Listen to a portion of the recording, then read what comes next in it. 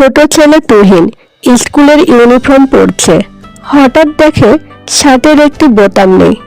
ছোট একটা জিনিস হারালেও মনটা কেন যেন বড় হয়ে যায়। স্কুলের বাচ্চাদের সামনে তুহিন বোতামহীন শার্টটি লুকানোর চেষ্টা করে। কিছু বাচ্চা হাসে।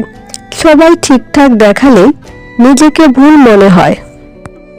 ছুটির পর তুহিন রাস্তায় পড়ে থাকা জিনিস খুঁজতে থাকে।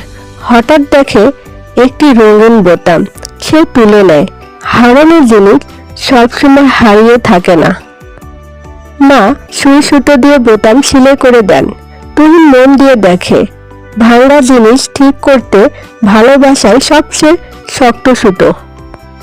পরদিন স্কুলে তুহিন আত্মবিশ্বাসী হয়ে হাঁটে। বন্ধুরা আর হাসে না।